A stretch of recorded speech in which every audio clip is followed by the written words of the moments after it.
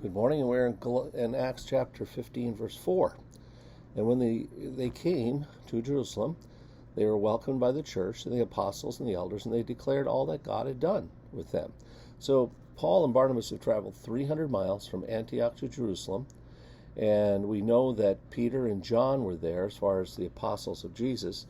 James, the brother of Jesus, is an elder and sometimes referred to as an apostle. Remember, the word apostle means one sent. Sometimes we use it for the word missionary. Missionary is Latin for apostle. And they were welcome and accepted and received, and they were to receive hospitality and food and lodging. That's being accepted. Paul and Barnabas gave a rather lengthy narrative of what God had done. Now I'm going to switch over to Galatians 2 and just share with you this passage, beginning with verse 2.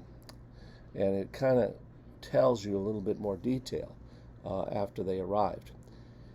Then after 14 years, I went up to Jerusalem with Barnabas, taking Titus along with me. Now, Titus is a Gentile who's a young man who's a convert to the faith. I went up because of the revelation set before them, though privately before those who seemed influential, the gospel that I proclaimed among the Gentiles, in order to make sure I was not running or had run in vain.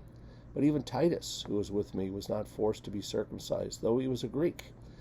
Yet because of false brothers secretly brought in, who slipped in to spy out our freedom that we have in Christ Jesus, that they might bring us into slavery. To them we did not yield in submission even for a moment, so that the truth of the gospel might be preserved for you. And from those who seem to be influential, what they were makes no difference to me. God shows no partiality.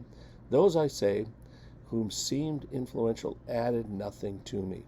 On the contrary, when they saw that I had been entrusted with the gospel to the uncircumcised, just as Peter had been entrusted with the gospel to the circumcised, for he who worked through Peter for his apostolic ministry to the circumcised worked also through me for mine to the Gentiles. And when James and Cephas, that's Peter, and John, who seemed to be pillars, perceived the grace that was given to me, they gave me the right hand of fellowship, and to Barnabas and me, that we should go to the Gentiles, and they to the circumcised. Only they asked us to remember the poor, the very thing I was eager to do. So there's more to the counsel, and we're going to be looking at it as we study through Acts 15.